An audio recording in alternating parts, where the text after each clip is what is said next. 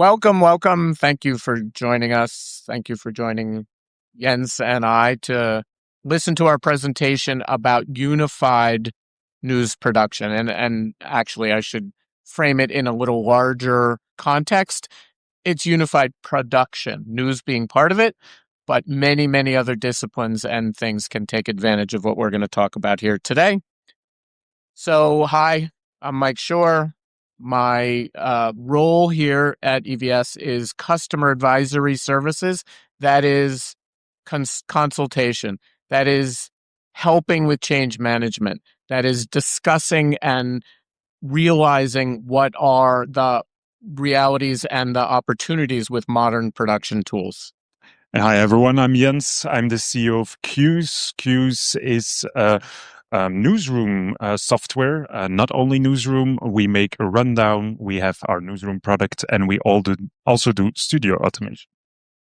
So indeed, we'll talk about two products specifically here, but don't be alarmed or otherwise put off. These are generic production tools, news being an important part of the live production environment, but not exclusive.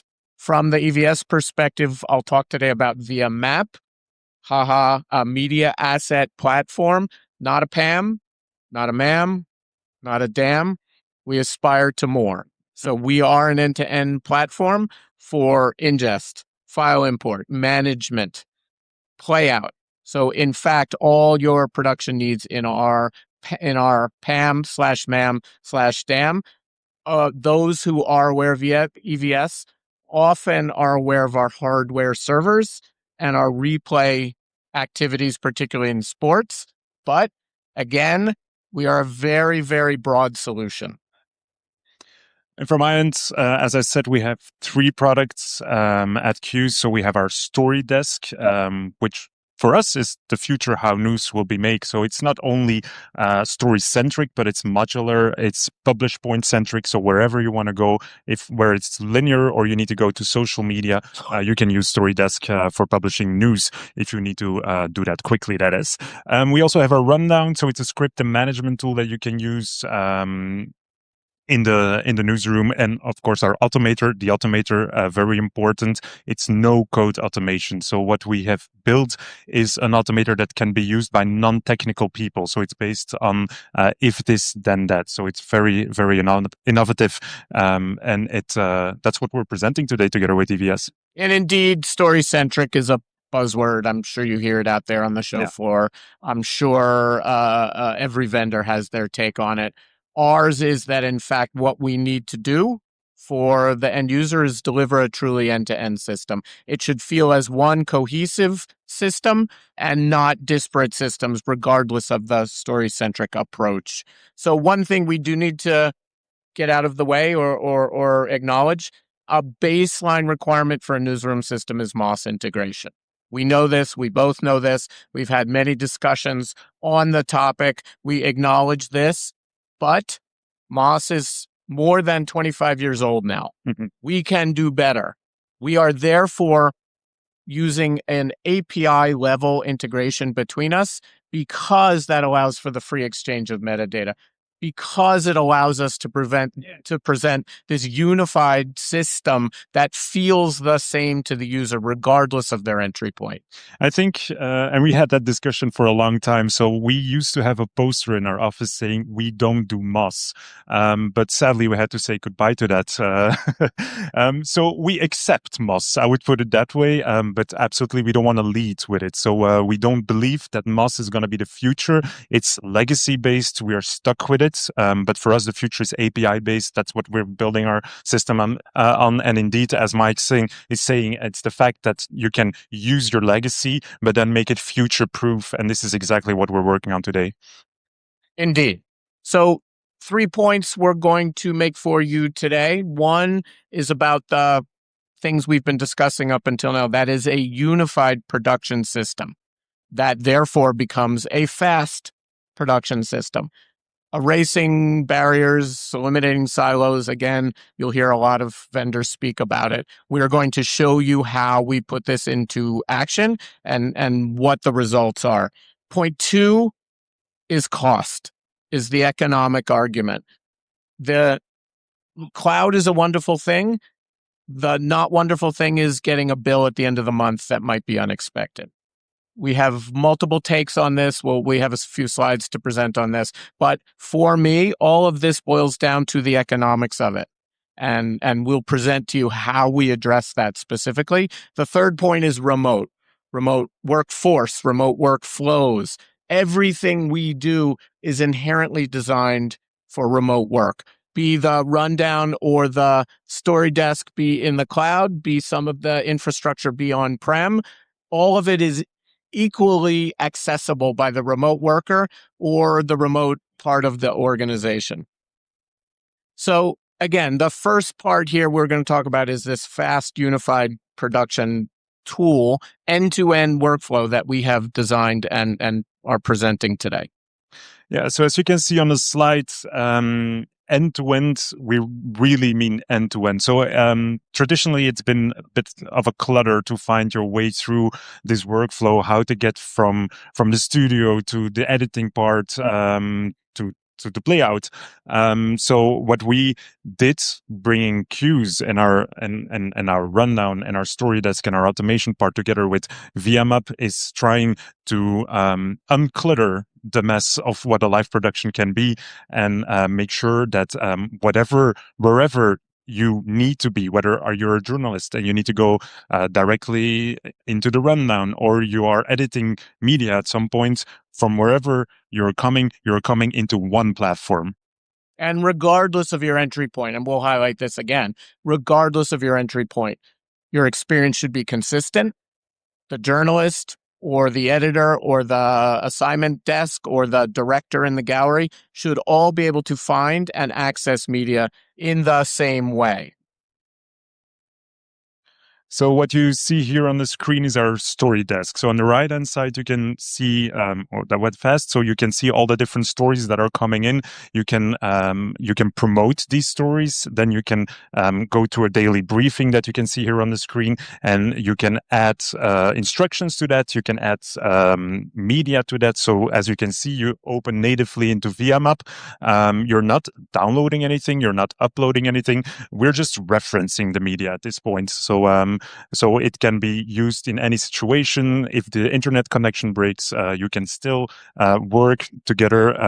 You have what we call the asset bin. So this is where you have an overview of all the assets, whether that is a video that you made. So you can see my colleague JDW here, who is making a video from his phone because he's live in the field somewhere. And as soon as he ends the recording, it goes immediately into in that asset bin, where all the assets of that story can be found, and then immediately into VIA MAP. And indeed, the important part of what Jens said there is we are passing references back and forth. Media is not necessarily moving, copying. There's no mandate as to where the media is or is stored. We're passing references back and forth. Obviously, media has to land somewhere for archive purposes or other, but in the daily grind of the newsroom, it's references. Everything is fast. So, as we already discussed, VIA MAP Story Desk, what's important is that it's seamless, that you don't have to go out of that system if you're creating news. Whenever you're making news, you need to stay at that point because it needs to break, and it needs to break fast. So a single environment here is key.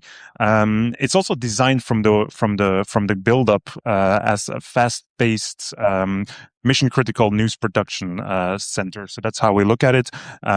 It's there to be flexible. So if anything changed, because a story it breaks, but then it goes on, you can add different media assets to that asset bin that we discussed, and you can just grab them and drop them there immediately, which then also, and I think this is going to be the next part, is connected to our rundown. Indeed. And one point I want to highlight, though, really the seamless exchange of metadata between these otherwise disparate systems is what makes them feel like a single system.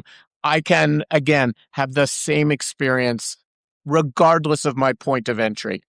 I use in place the media where it is, high res is here, proxy is there. I view it regardless. I use it as necessary. we're handing references back and forth, and we're synchronizing metadata across these systems so that everybody has a uniform view. What is relevant to what story? Who is using what media? What are my colleagues doing? How can I take advantage of that in the edit room? All of those things now coalesce into a single system. Further to that is the rundown.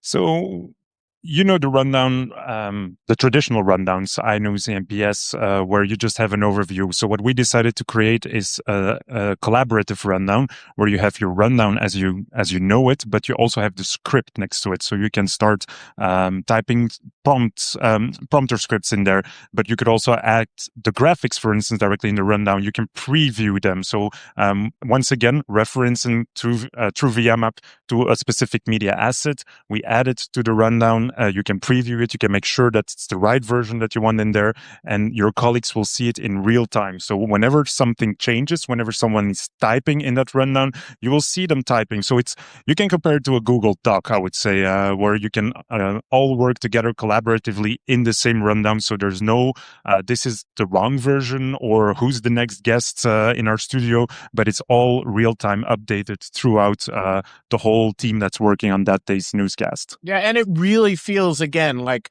I am interacting with my colleagues. I'm taking advantage of all the things that a modern system can provide. Who's doing what? How do I take better advantage of it? How do we create efficiencies? You can see in the screen capture here, we're browsing the media assets that live at the playout server. And I have 100% certainty from the rundown perspective of the thing that is being played and played to where. Of course, we support placeholder workflow. We're just demonstrating how one can link after the fact. All of those things are possible. And again, if I'm in the gallery, the control room, I'm in the field, I'm a journalist, I'm an assignment desk, I can see anything and everything that I am, of course, authorized to see. And when we say real time, we really mean real time. So even the talent, the anchor that's presenting, if something changes in the rundown, she will see that immediately on her prompter again. So also from the gallery or the news director, they can give direct instructions and it will change everywhere at the same time.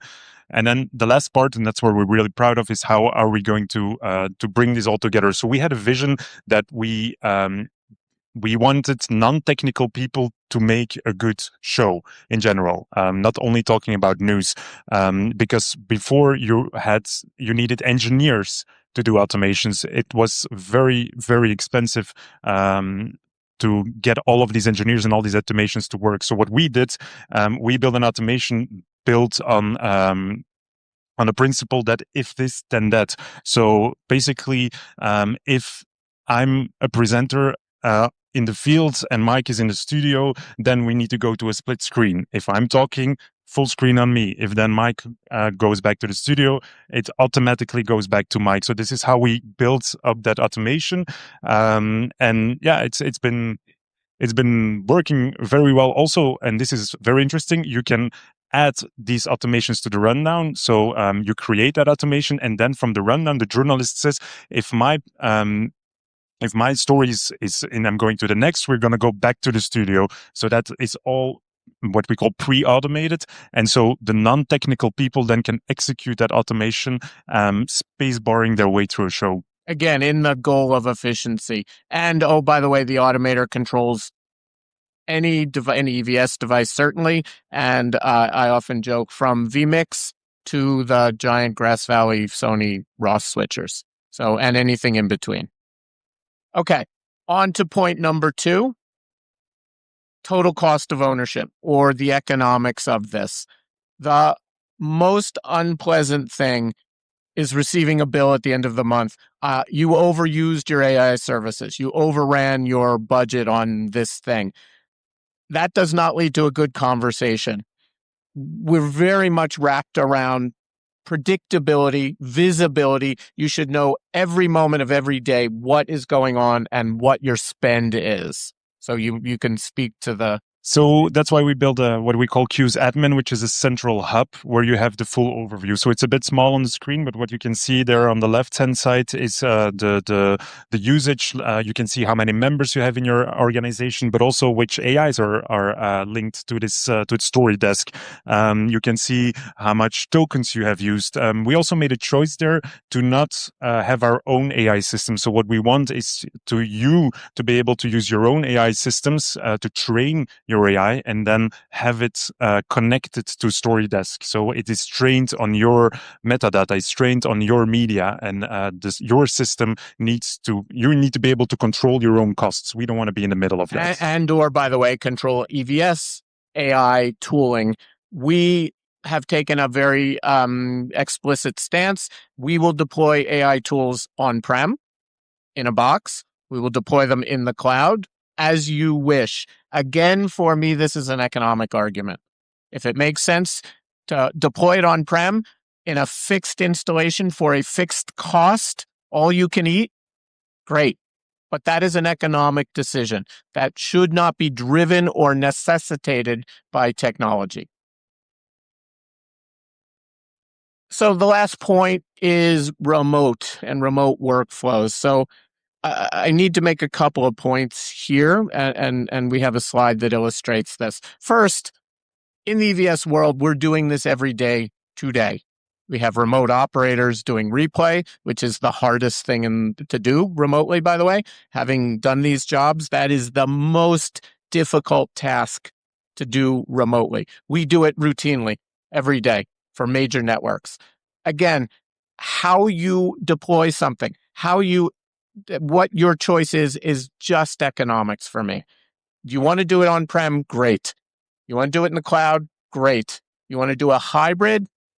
Also great. That, for me, is the deciding factor. It should not be driven by just the requirements of the technology.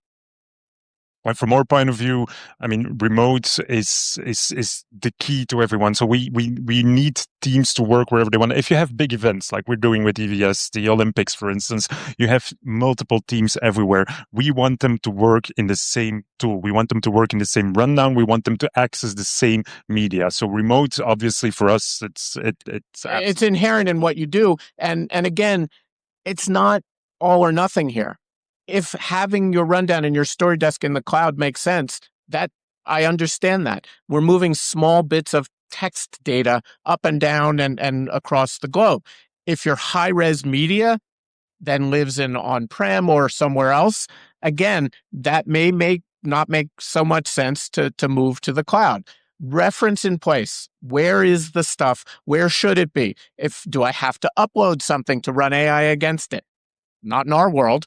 So again, we know the economic pressures of our customers and the people out in the world. We hear it every day. Everybody reads the news. They know more with less. This is, not unique to us or any single customer out there. We're trying to help as best we can. Everyone wants to take advantage of AI.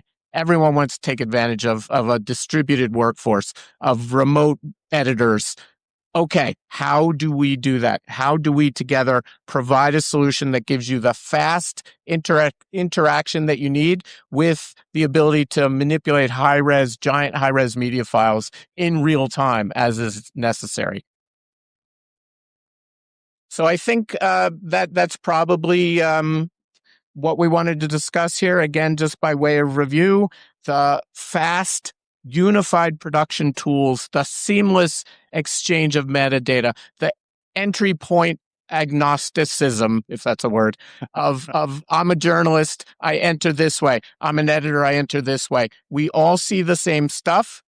We all have access to the same stuff, again, authorized users, and we all take advantage of the collaborative nature of what we're doing. The transparency of cost. What is your TCO? What is your total cost here? What's the monthly bill? No surprises at the end of the month. That's not good. And then the ability to work remotely. Where are your people? Where are your best talent? Where is your high-res media? Okay, no problem. We have solutions, and it will feel like a seamless integrated system. So please come visit. We talked about a bunch of things kind of at a high level here. You're welcome to join us at our booths. There are the numbers. Both we're quite near to each other. So you can go from one to the other. And we have all of this in place and can demonstrate it. So thank you very much. Thank you very much.